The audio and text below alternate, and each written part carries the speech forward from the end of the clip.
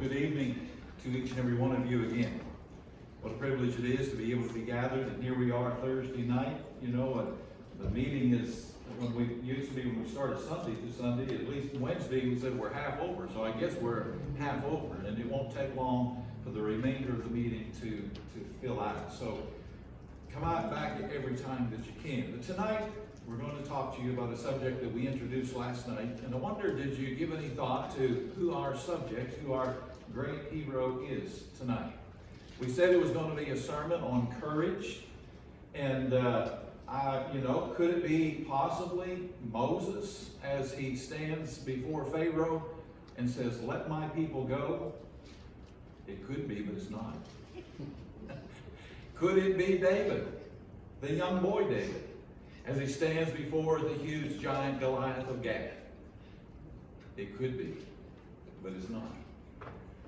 All of these individuals are representatives of courage.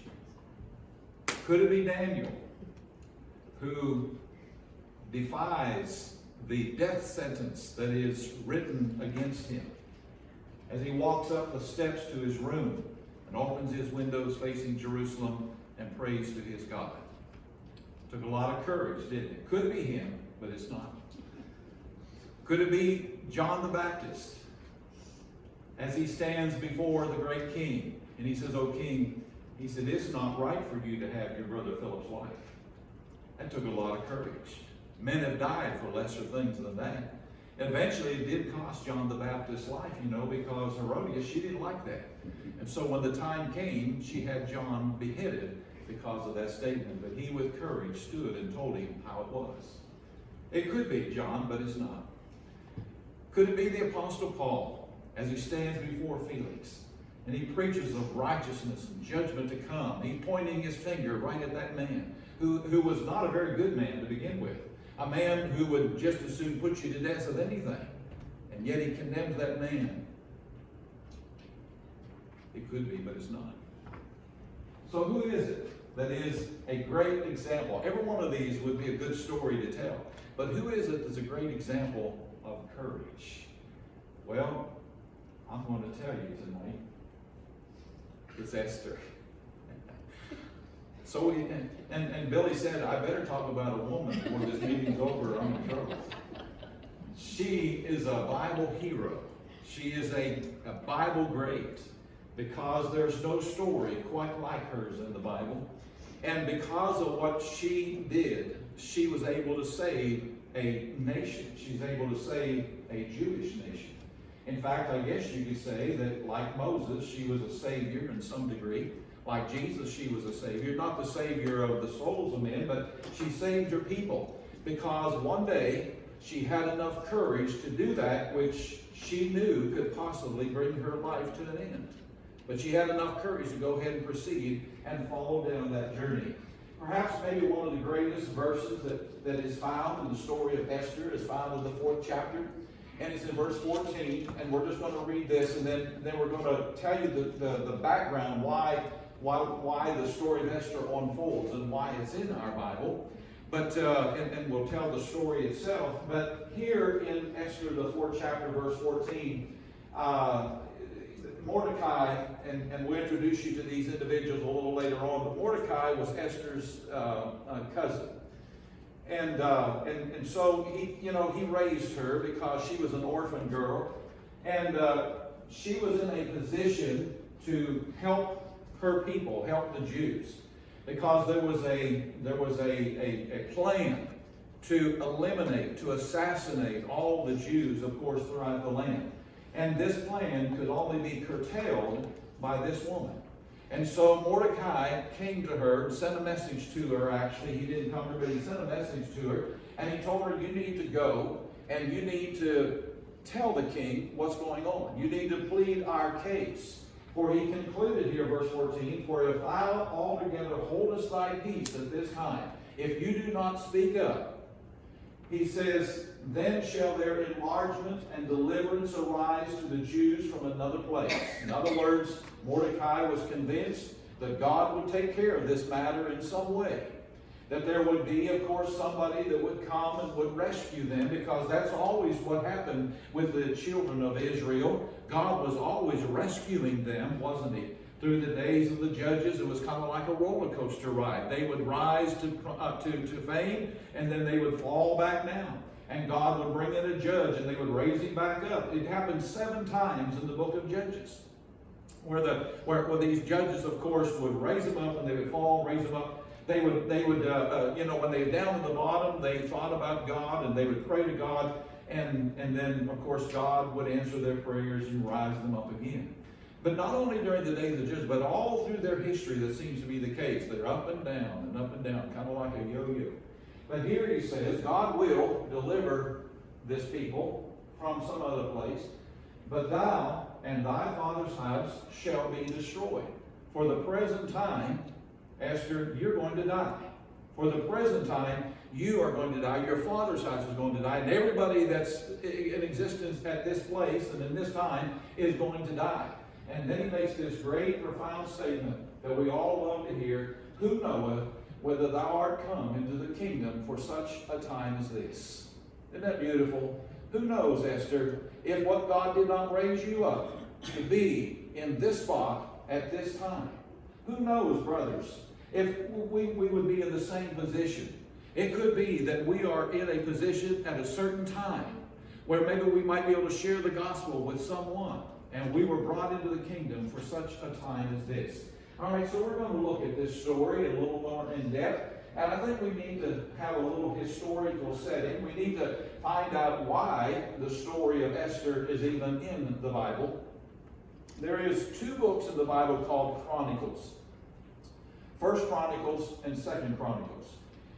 And what Chronicles means is the written events. And that's what Chronicles were. They were the events of the happenings of the people of God. The kings and so forth, of course you had 1st and 2nd Kings, which deals more with the kings, but the Chronicles deals with all the events that took place and things that happened. It's kind of like, I suppose in our country, every day things are recorded over in Washington, D.C., and they're written down and they are preserved. And so for years and years, we can go back and look at those things because they are written in the Chronicles or written in the Library of Congress or whatever. That's what the Chronicles is in the Old Testament. It's a history of the time and the era in which the people lived. And one of the darkest words of the book of Chronicles, 2 Chronicles 36, which is the last chapter in 2 Chronicles, in verse 16, here's what God said. But they mocked the messengers of God. God had sent messengers to cause the people to repent, but they mocked them and despised his words and misused his prophets until the wrath of the Lord rose against his people till there was no remedy. I want to go back and I want to read just a little more out of that book, though, in the book of 2 Chronicles. I want to share something here that, of course, that deals specifically with our study this evening. Now, following the book of Chronicles are 3 books. The book of Ezra, the book of Nehemiah, the book of Esther. You have 3 books following 2 Chronicles. So our story comes into play after these things happen here, which are written down in just a few words. Verse 17, after he says there's no remedy, in other words, there's nothing that can fix this situation that exists now in Israel. So there's no remedy, so God's just going to let them go. He's going to let them be overcome. Therefore, he brought upon them the king of the Chaldees. You know who that was? King Nebuchadnezzar. And he brings upon them King Nebuchadnezzar. God was involved with this. And who slew their young men with the sword in the house of their sanctuary, and had no compassion upon young man or maiden, old man, or him that stopped for age. He gave them all into his hand. And all the vessels of the house of God, great and small, the treasures of the house of the Lord, and the treasures of the king, and of his princes, all these he brought to Babylon. And they burnt the house of God, which we know that Nebuchadnezzar did. He burnt the house of God and destroyed it. And it says, he burnt the house of God and brake down the wall of Jerusalem and burnt all the palaces thereof with fire and destroyed all the goodly vessels thereof. And them that had escaped from the sword carried he away to Babylon, where they were servants to him and to his sons unto the reign of the kingdom of Persia, to fulfill the word of the Lord by the mouth of Jeremiah, until the land had enjoyed her Sabbaths. For as long as she lay desolate, she kept Sabbath to fulfill 70 years. The very short summary of the history of what would transpire here. Nebuchadnezzar came to Jerusalem. I believe it's in the year 586, somewhere in that area. And he came to Jerusalem and he destroyed Jerusalem. He tore down its walls. And he burnt the temple. And as it says here, they carried away all the gold and the silver vessels, back to Babylon, which was the capital city of the empire of the Chaldees and King Nebuchadnezzar. And so he took with him captives, those who he did not kill. He took captives with him back to Babylon so that they would become slaves. He left a remnant of them in Jerusalem just to, I guess, kind of maintain things or whatever. But he didn't leave any of, as I understand, he didn't leave any of the good people, the masoners and the woodworkers and all those who could work. He didn't let them because he did not want Jerusalem to be rebuilt back again. You see, Jerusalem has always been what you would say a rebellious people. To the Romans, they were rebellious, and Rome finally destroyed them also in AD 70. But here was King Nebuchadnezzar. Now, what really amazes me about this story is that this had all been predicted. He talks about 70 years and 10 here. Jeremiah and Ezekiel spoke about those 70 years, that those people would be captive and they'd be taken away from Judea and taken over into Babylon, a foreign country. Now, here is where our story unfolds. It unfolds with a remnant of the Jewish people who had been taken captive back to Babylon. Now, Babylon did not last for very long after that because the Persians came and rose up and destroyed the Chaldees. And the Bible is, again, so very clear and so very plain on that topic. Let's go over here to the book of Daniel. I love talking about this because of the history of it and so forth. But in the book of Daniel, remember, Daniel was a man who could interpret dreams. And the king had a dream here. In fact, it was King Nebuchadnezzar that had the dream. And so in this dream, he saw an image. And this image was huge, and it had different body parts. I mean, it had a head and arm and all that, but the head was of gold, and then there was silver, and there was brass, and there was iron, and there was clay. Each segment of the body was made of different components.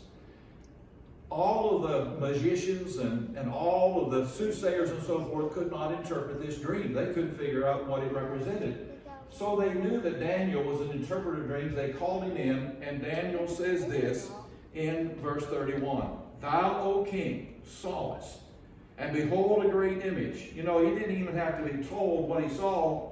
Daniel says, I'm going to tell you what you saw. He said, this is what you saw. He said, you saw a great image whose brightness was excellent, stood before thee, and the form thereof was terrible. The image's head was of fine gold, his breast and his arms of silver, his belly and thighs of brass, his legs of iron, his feet a part of iron and a part of clay. So picture in your mind this image. Now what did it mean? So Daniel's going to tell him now what it means down here.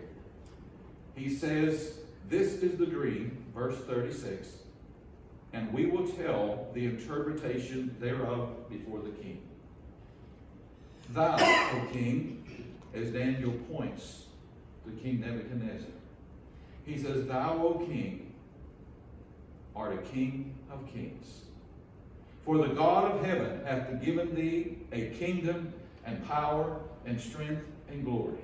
And wheresoever the children of men dwell, and beasts of the field, and the fowls of the heaven hath given thee into thine hand, and hath made thee ruler over them all, thou art this head of gold. So King Nebuchadnezzar represented the head of gold on this image. Now, here's what's strange. If a kingdom has supreme power, which, of course, Nebuchadnezzar had. There's only been 4 supreme powers in the world. You know, we think the United States, China, and Russia is a supreme power. They're not supreme. This was a kingdom of which all men, even animals, gave homage to King Nebuchadnezzar. And so it says here that after thee shall arise another kingdom. How is that possible if you are the strongest and the mightiest kingdom in the world? How is it possible that somebody inferior will overcome you? Only through the providence of God can that happen.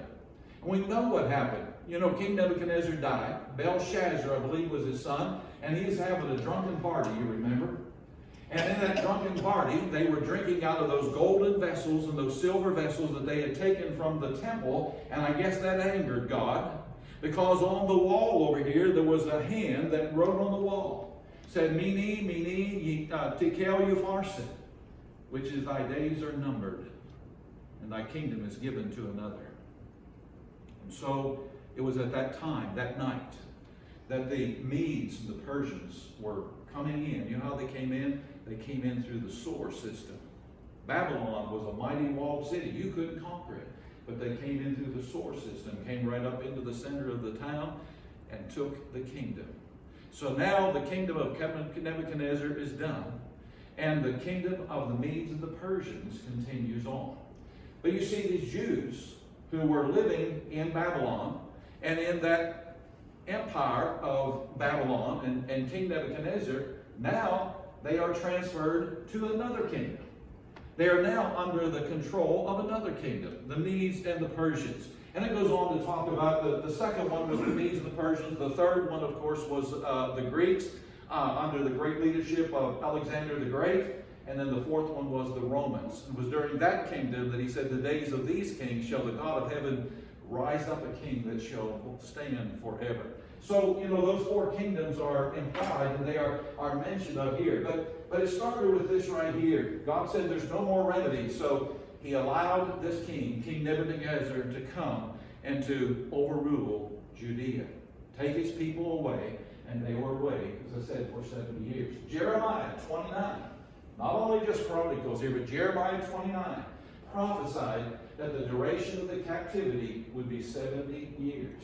From the first group of the captives to the return of the first group was a period of, in fact, 70 years. So you have fulfillment of, you know, here's the thing, folks, and I guess maybe one of the greatest lessons here for us tonight is, if you read your Bible, you know what's coming. They did not read their Chronicles.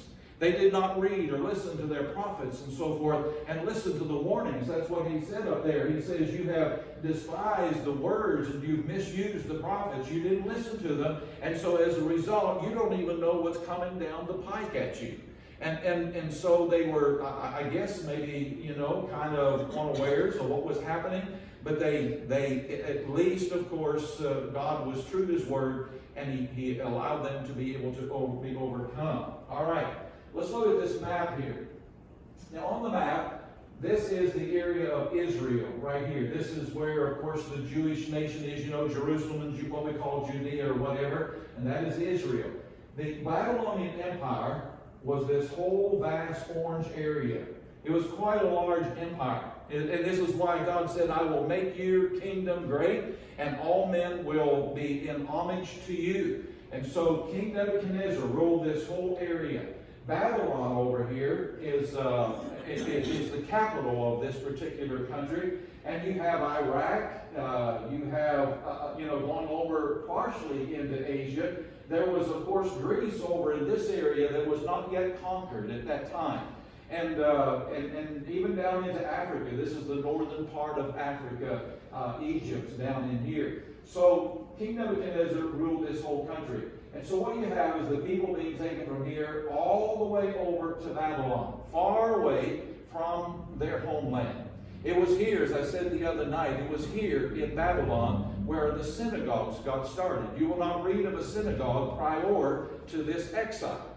So in the area of Babylon, they were allowed to have their, and synagogue, as I said, it means a meeting place. They would have their meeting places. They could keep their faith alive and be able to teach it on to their children.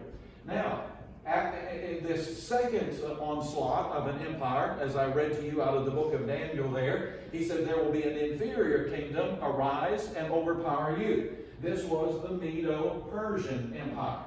So you have the capital of the Medes was Susa. Of course, the Euphrates River and Babylon is somewhere right in here. But it included all of the territory that King Nebuchadnezzar had, but it also included all the rest of Asia. The only thing that it did not include, if the map would continue over, Greece is right here. It did not include Greece. And that's something that comes up in our story here tonight as we think about this. I want to read you a passage out of the book of Esther that I think is quite interesting as well. In Esther, the very first chapter, in the very first verse, it says, "Now it came to pass in the days of Ahazrus," this is Ahazrus, which reigned from India even unto Ethiopia, 172 provinces. So he reigned. If you went on down here, if we had a map big enough, and you went on down here, you would come to the country of India. And so this king, Ahazrus, ruled from India all the way down into Egypt here, Alexandria and so forth, what he was talking about. And this was again approximately about 538 BC. Now, Nehemiah is a part of this story. Nehemiah rebuilds the walls of Jerusalem, you remember. Ezra is a part of this story because Ezra goes back 10 years before Nehemiah does, and he establishes some credibility to the temple, even though he's not a builder and he's not a leader. Ezra, of course, is a high priest. And so he goes back and he establishes some credibility with the spiritual aspect of Israel. Nehemiah goes and he goes to rebuild. And it was from this particular nation that Nehemiah is sent. Not King Nebuchadnezzar, but this particular nation in this particular time. Because I believe, if my timing is correct, I believe it was about 444 BC when Nehemiah went back to rebuild the walls of Jerusalem. And that would have been just a few years in this particular surrounding area. So Susa is the town now, is the capital of the Persian Empire. And it is in Susa that our story unfolds. Not Babylon, but in Susa. The Shushan is what is referred to there in the book of Esther, and that's where Esther lives. She is one of those displaced Jews. There's no way of knowing because there's 70 years here involved. She might not even have been born during the destruction of Jerusalem, you see. She might not have known any of those folks back there, but she is an orphan. Her mother and father, I guess, were dead, and she was raised, of course, by Mordecai. All right, let's go on in our story. This book, if you get a chance, if you're just sitting around someday and you want to read an interesting book, you want to read something that's kind of exciting. This book is exciting. It has beautiful queens in it. It has a powerful king. It has a villain. It has an underdog who comes out on top. I like underdogs. If a football game is playing, I'm not a football fan, but I'm for the guy that's losing. Every time I'll be for the guy that's losing because I like to see the underdog come out on top, and this story has it. There's a lot of comedy in this story. It'll make you laugh. It'll make you cry. There's a lot of tension, hold your breath moments, and there's a feel-good moment when good wins over evil. Kind of like your Hallmark movies, At the end, everybody feels good and everything's fine. You just wish life would be like that, but it's not. But this book has that good feeling at the end that it all turns out good. And so this book has all of that within it. Now, let's look at the exile one more time. This is a different map. And there's 3 different lines, red and green and black, and they're a little hard to see. But the red one, of course, was that original exile that took people to Babylon, when King Nebuchadnezzar took them and made slaves out of them. Then there was another return. The green line is a return of exiles under Shalmaneser and Zerubbabel in 537. And so they go back, and again, they are not able to do much at that particular time.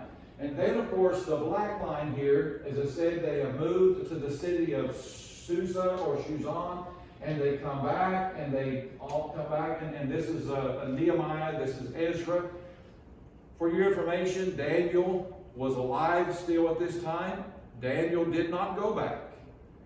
And other individuals did not go back. There's several of the writers in the Old Testament prophets who did not go back, but they gave their wishes for those who did. All right, so here you have the Persian Empire, India, and all that. A little side note about India. You know, we started that work several years ago. I think I've told you this, and I asked the brethren, I said, how did the work get started in India? You know, you think about this for a minute, and you see this map, and clear over here, you know, you have Judea and so forth. How did one of the apostles make it all the way across that land and come down into India? And every one of them, anyone we ask in India, I was just inquiring, how did the Church of Christ get started here? You know, who was the first missionary that came here? They looked at me like I was stupid. They said, you don't know? I said, Thomas started the Church of Christ here. The Apostle Thomas. And according to history, according to, I guess, whatever knowledge there is out there, Thomas was the apostle. Doubting Thomas was the apostle who made that journey all the way across that land. And there were no trains or buses or whatever, but he made it all the way to India and planted the church in India. And they really believe that he's the one that brought the Church of Christ there. Well, Daniel was a part of this same era of time. Though aged, he did not return to Jerusalem. Haggai and Zechariah, who are some of the minor prophets in the Bible, also did not return, even though they were alive at this time as well. With, of course, Ezra and Nehemiah and many others. Esther and her family did not return. And there were hundreds and thousands, I suppose, of Jews. You see, once things kind of settled down, and once the kingdom of Babylon had been destroyed, the kingdom of Medes and Persians wasn't too bad on the Jewish people. They even excelled, or could excel if they had the opportunity, which we find Mordecai did. Mordecai was working in a professional position within the kingdom. And Daniel was too, you remember. So if you had the will and the desire to climb the ladder of success, you could succeed even in these foreign countries. The difference is between Babylon and Persia. The Babylon policy, King Nebuchadnezzar and Belshazzar his son, was this: to move the people away from their land and resettle them far away, and to quench any rebellion from a foreign enemy. That was their philosophy. You got to get them as far away from their homeland as you can. And so they would take them as slaves. But Cyrus the Persian, Cyrus, remember that name.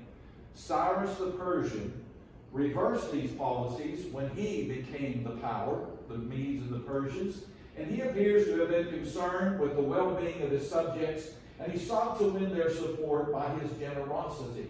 He allowed the people who had been taken captive to return to their homeland, and even gave them protection and financial support to rebuild their cities and to restore their worship. This is a foreign entity, a foreign government doing that. But that was the difference between the Persians and, of course, the Babylonians. We know this is the case because remember when Nehemiah, he was the king's cupbearer, was he not? He's right up there in the very finest of positions. And even though it was a dangerous job, he became great friends to the king because, Nehemiah would taste the food. And if there was poison in it, too bad for Nehemiah, but good for the king. So there was a good rapport between these two. So when Nehemiah wanted to go back and rebuild the walls of Jerusalem that Nebuchadnezzar had tore down, the king was favorable to him, was he not? He sent an embassy with him. He gave him papers to go through all of that territory, the different provinces and so forth, giving him the authority to do that. He gave him the right and the authority to go up into the mountains and cut the timbers for the gates, for the temple, and all of that. He financed this. So you see the king of Cyrus and the Persians, they were favorable to the people going back. And that's, of course, one of the great blessings that the Israelites had, that they could go back and they could rebuild again. But I'll tell you what, this little story has all the way through it, the providence of God. has all the way through it the providence of God, that God plans seemingly this whole thing. Although the book of Esther doesn't even have the name God in it. It may be the only book in the Bible that doesn't have the name God in it, but God is all through it. And so here is a prediction. 150 years before it ever happened, Isaiah prophesied that saith of Cyrus. How could God even know the name of the man? How could Isaiah know the name of the man? That saith of Cyrus, he is my shepherd, and shall perform all my pleasure, even saying to Jerusalem, thou shalt be built, and to the temple thy foundation shall be laid. This was a prophecy made of this rebuilding structure that was going to go on. In Isaiah 45:13, he says, I have raised him up in righteousness, and I will direct all his ways. He shall build my city, and he shall let go my captives, not for price nor reward, saith the Lord of hosts. In other words, they weren't going to have to be bought. Cyrus would let them go. But Esther didn't go. Daniel didn't go. Hezekiah didn't go. Different ones didn't go. Why? Because they were comfortable in the land they were. And so the Jews were scattered abroad throughout all different parts of the world. Now they were not only in Judea, but they were in various parts of the world, and even here in a foreign land. All right, let's look at the main characters of the book. The main characters, of course, is Esther. She was an orphan, taken into the home of Mordecai, her cousin. He raised her as his own daughter. Her beauty and her winsome personality, along with the providence of God, caused her to be chosen as the queen of Persia. Years ago, when I thought about the story, I thought when they said Queen Esther, I thought they were talking about a queen of the Israelites. No, she was the queen of a Persian country, the queen of Persia. And then, of course, there's Mordecai. He evidently held some position in the king's palace because he heard things and saw things that alarmed him. And even though Esther stands as the main character in the story, the whole story turns really on Mordecai, on the refusal of Mordecai to bow down to a man named Haman. Now, we talked about a villain, and this villain, his name was Haman. And Haman, he hated the Jews. And so he wanted all of them. He thought he was really something. He was second in command to the king, and he wanted everybody to bow down to him whenever they met him. Mordecai would not bow down to him. He would not bow down to anybody but to his God, and he would not bow down to this man. And so Haman, from the very start, he hated not only the fact that he just hated the Jews, but he hated the fact that this man would not bow down to him. All right, then there is in this story the man that is called Haman that I've introduced to you already. He was second in the kingdom next to the king. He was an immature, arrogant man. He boasted of his greatness. And when Mordecai refused to bow down to him, he deceitfully convinced the king to sign or to issue a decree that all Jews be slain. He was his second in command, and somehow he got this decree here. He wanted the king to sign this decree so that all Jews would be killed. That's how much he hated them. You talk about Hitler. Long before Hitler, there was men like him right here, like Haman, who wanted to eliminate this race of people. And Haman wanted that to be done. And he was in the position to get it done. It's all recorded in Esther 3:1-15. And then you have King Ahazrus. This was Xerxes the First, who ruled Persia from 485 to 464 BC. And then there's Queen Vashti. Queen Vashti was the queen to the king.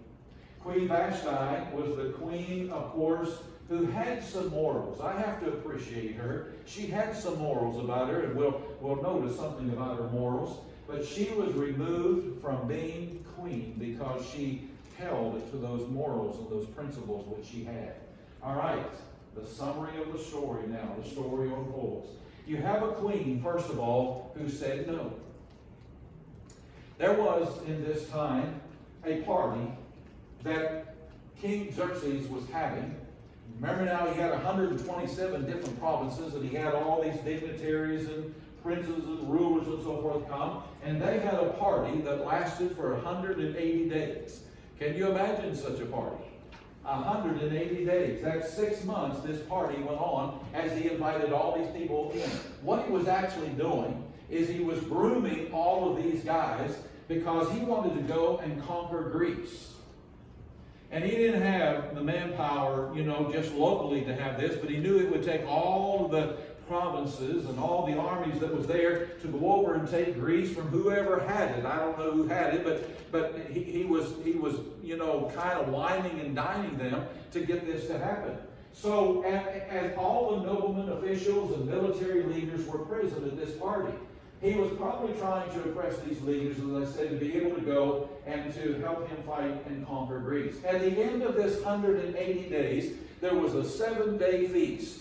And it is recorded in Esther 1, 5 through 8, the very beginning of the story. When these days were expired, that is the 180 days, when these days were expired, the king made a feast unto all the people that were present in Shushan the palace, both in the great and small, 7 days in the court of the garden of the king's palace, where were white, green, and blue hangings fastened with cords of fine linen, and purple, 2 silver rings, and pillars of marble, and the beds were gold and silver, upon a pavement of red and blue, and white and black and marble. And they gave them drink in vessels of gold, the vessels being diverse one from another. These were the vessels, I suppose, that they still had from the time that they had conquered Nebuchadnezzar, and perhaps some of the vessels that were taken from the temple itself. And it says, in royal wine in abundance, according to the state of the king, and the drinking was according to the law. None did compel. For so the king had appointed to all the officers of his house that they should do according to every man's pleasure. Just do whatever you want to do. What a party. 7 days. After 180 days of partying anyway. So you just drink all you want? Can you imagine the drunken brawls and so forth that went on during this party? It was during this time that Queen Vashti, because it was a time of celebration, so she was having her own party. And she was having her own feast for the women in her palace. And it says in verses 10 to 11, on the 7th day, when the heart of the king was merry with wine. That's just a fancy way of saying he's drunk. That's all it means. He's just drunk. And when he's merry with wine, he commanded, and I'm not even going to try to read these names here, but they were 7 chamberlains. 7 chamberlains, his close folks that were around him, that waited upon him day and night, that served in the presence of Ahazrus the king, to bring Vashti the queen before the king with the crown royal, to show the people and the princes her beauty, for she was fair to look upon. Queen Vashti was a beautiful lady. Now some have thought that whenever the king says, bring her with her royal crown, that's all he wanted on her.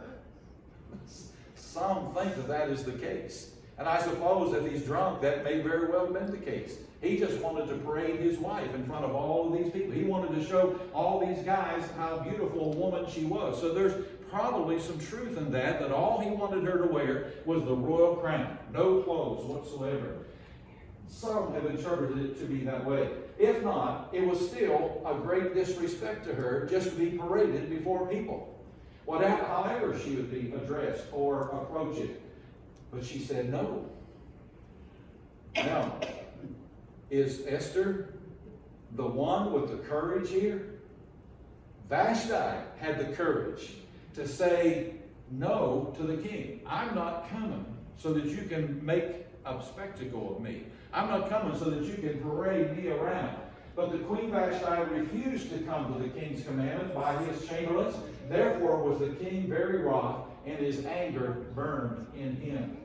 Vashti embarrassed him in front of all of his subjects. The king consulted the wise men. What do I do about this?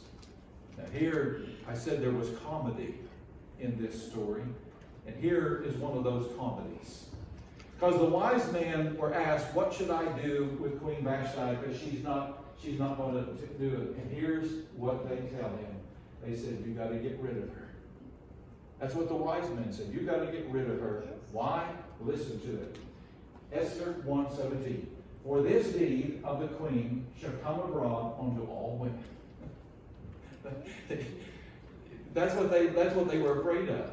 They were afraid that if she gets by with this, every other woman in the kingdom is going to get by with this. If she can say no to the king, we're in trouble because they can say no to us. That's the whole point of this. And they weren't going to let that happen. They still wanted to have the supreme power over their wives. And so it says, it will come abroad to all women, so that they shall despise their husband in their eyes when it shall be reported. The king Ahazrus commanded Vashti the queen to be brought in before him, but she came not. Likewise shall the ladies of Persia and Media say to this day unto all the king's princes, which have heard of the deed of the queen, thus there shall rise too much contempt and wrath. So, king, you can't let this go by. So what did they do? They put old Vashti out. So now we move on to another chapter. Between chapters 1 and chapter 2, old Xerxes the first, he goes up into Greece, and he fails in his conquest of Greece. Fails miserably. And so he comes back home, a defeated king. But when he comes back home, he's quite, he's sad and so forth. And he made this failed conquer of Greece, which ended in 479. He returned home to Shushan the palace, and he had no queen. So the queen that said yes, here's where Esther comes into play now. His personal attendants encouraged him to find another queen. Esther 2:2. Then said the king's servant that ministered unto him, let there be fair young virgins sought for the king. The qualification for the queen was not poise, it was not intelligence, it was not maturity, it was simply beauty. That's all that counted. You just want a figurehead, you just want somebody that can wear that crown, and that she will be very beautiful to look upon. The most beautiful ladies would be brought from all 127 provinces, from India to Africa, to bring there to parade themselves before the king. And Esther is one of them. Esther was one of those ladies, a young Jewish girl, an orphan, but she was a very beautiful woman herself. She had been adopted by her older cousin, for her mother and father had died. This cousin's name was Mordecai. Before the young ladies met the king, they had to go through some rigorous training and preparation. In fact, these ladies spent one whole year in preparation before they met the king. What happened was, they took 6 months of oil and mire. They would rub their body 6 months every day. I guess to get it smooth. I don't know what oil and mire would do, but to get it good and smooth and so forth, and there'd be no imperfection, there'd be no acne, no pimples or whatever, and that's what they did. And so there was 6 months of that, and then there was 6 months of perfume and cosmetics. So that I guess that the perfume would get into the cells of your body, or the skin of your body, so that it would just stay there. 6 months of this, just applicating all of this stuff. And all these girls had to do that in order to be in contest to become the queen. Esther won.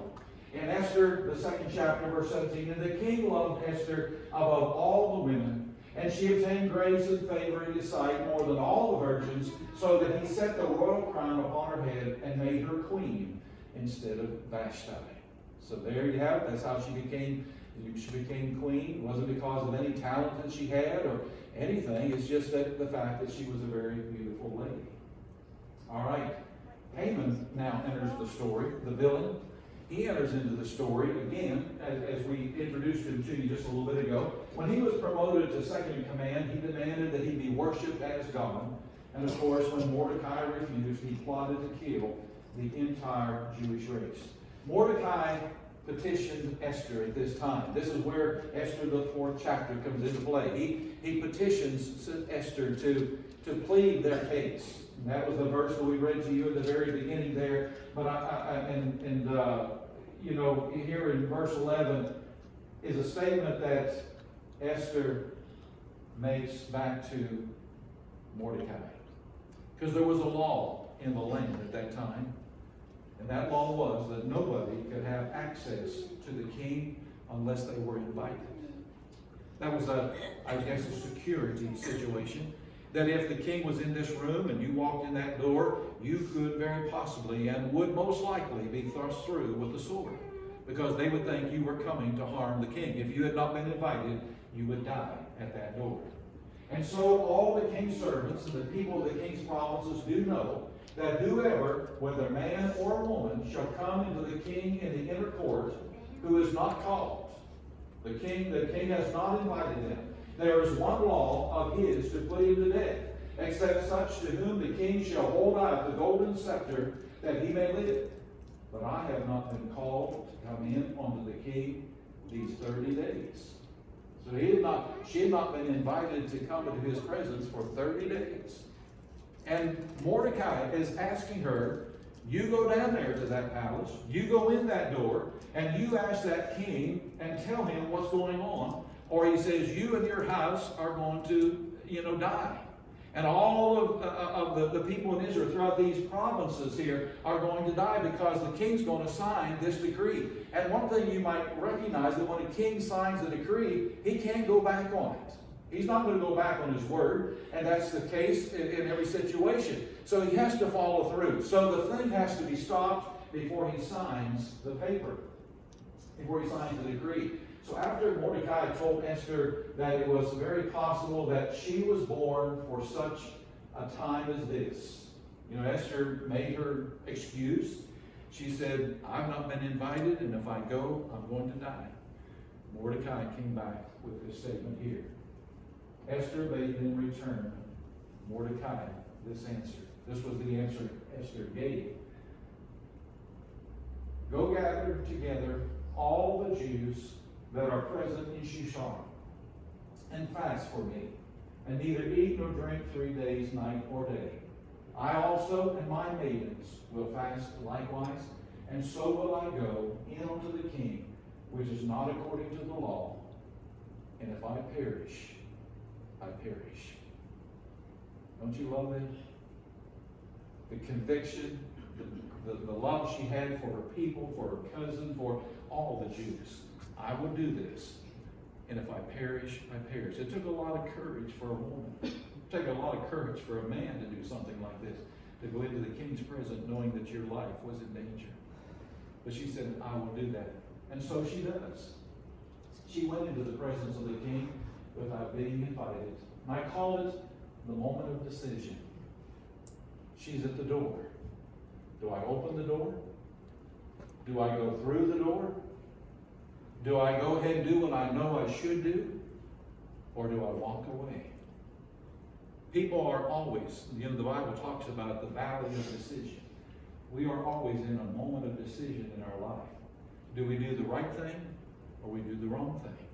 When it comes time for people to respond to the gospel call, do you stand at the door and you're afraid to walk through that door, afraid to obey the gospel of Jesus Christ? Whenever we have, opportunity to stand up for truth and make known truth to a stranger or to a friend or to a family member, do we back down, or do we have enough courage to stand our ground?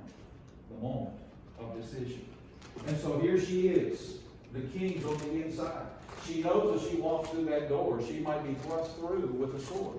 The only thing that's going to save her is if the king raises his scepter, his golden scepter, and would keep, of course, the secret of the agents, the security agents, from taking her life.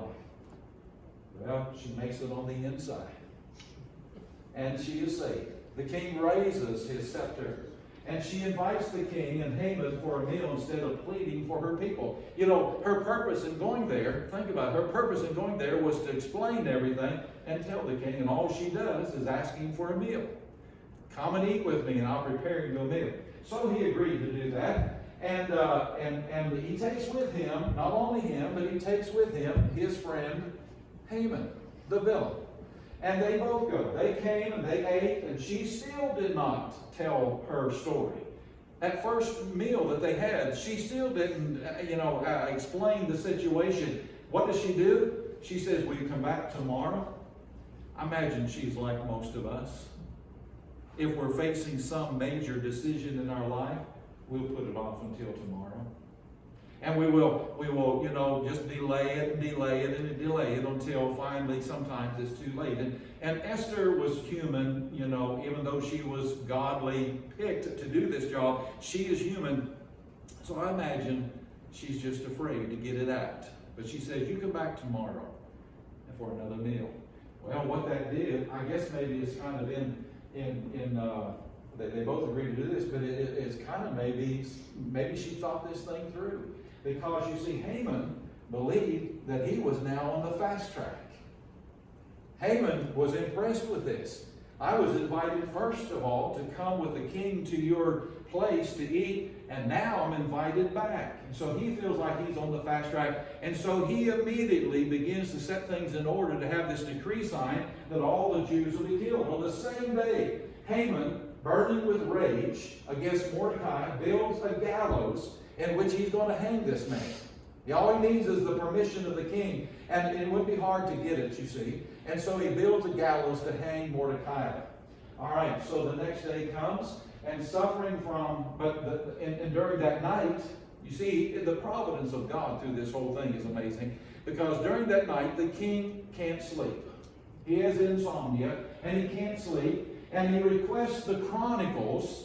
We told you what the Chronicles were. They were the events of the kingdom. So he requested that the Chronicles be read to him. And you know how it is. If you listen to something or you read something, you fall asleep quickly. And so I guess that's what he thought he could do. But they were reading the Chronicles to him. And in there was a history of a day where Mordecai had saved his life.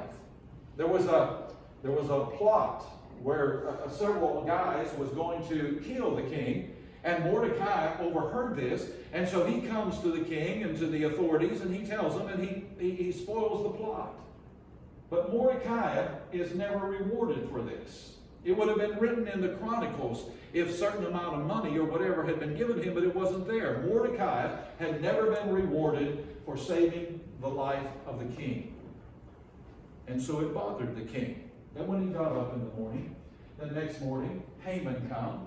He had this piece of paper, you see, and he was going to have him sign it. He was going to have Mordecai crucified on the gallows and all of that. And immediately the king says this. He said, Haman, he said, what would you do for a person who has helped the king? What would you do for a person who would give his life for the king and all this, and you want to know what Haman would do about this? Well, Haman thought he was talking about him.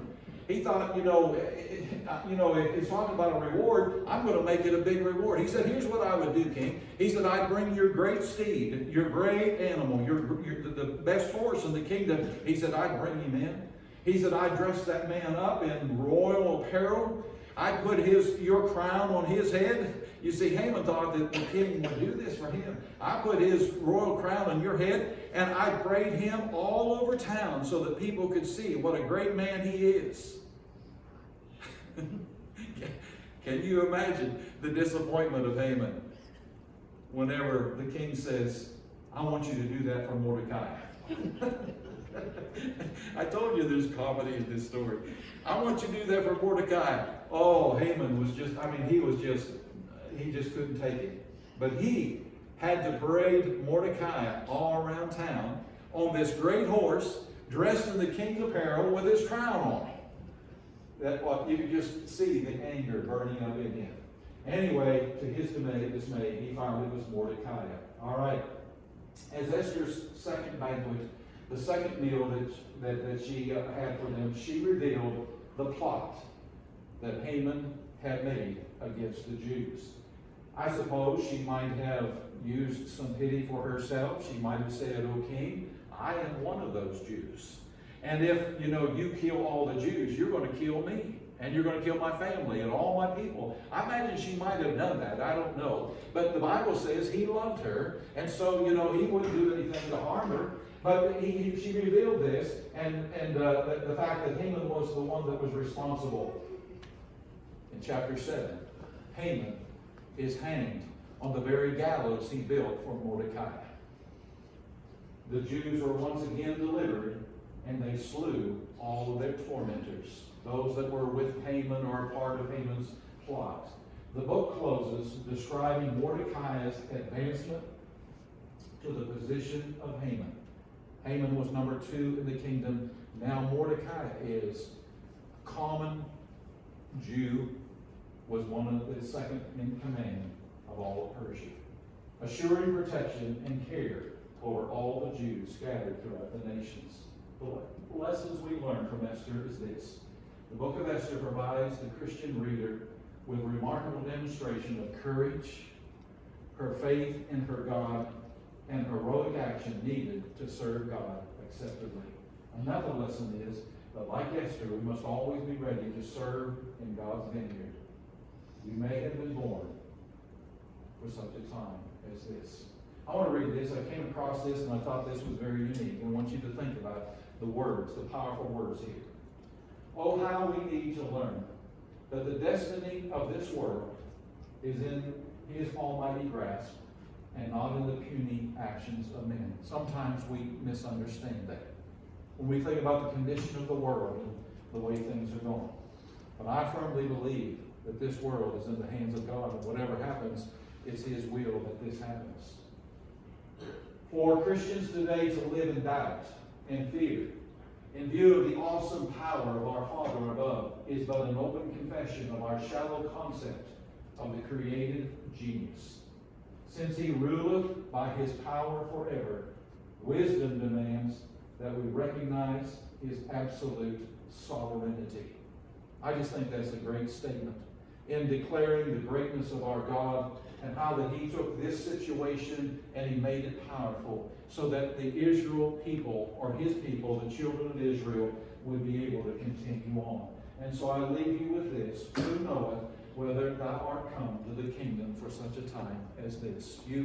We all live in a certain time, and it may be that we are the individual that God has put in this place at this time, in this hour, to mean something to someone. And that was the case with Esther. And she would never have been able to do that had she not had the courage to stand at that door and walk through it. And she said, if I perish, I perish. It didn't make any difference. She knew now what she had to do. Do you know what you have to do tonight?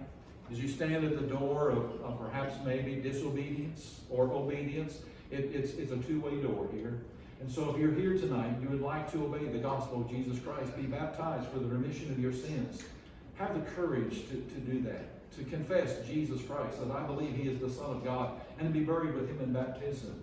If you're at the door of indecision because you have left the Lord, and you know you should come back, or you know you should do something to change your lifestyle, change your life around, if you're at that door tonight, would you not return while we offer the invitation as we stand and sing the selected hymn?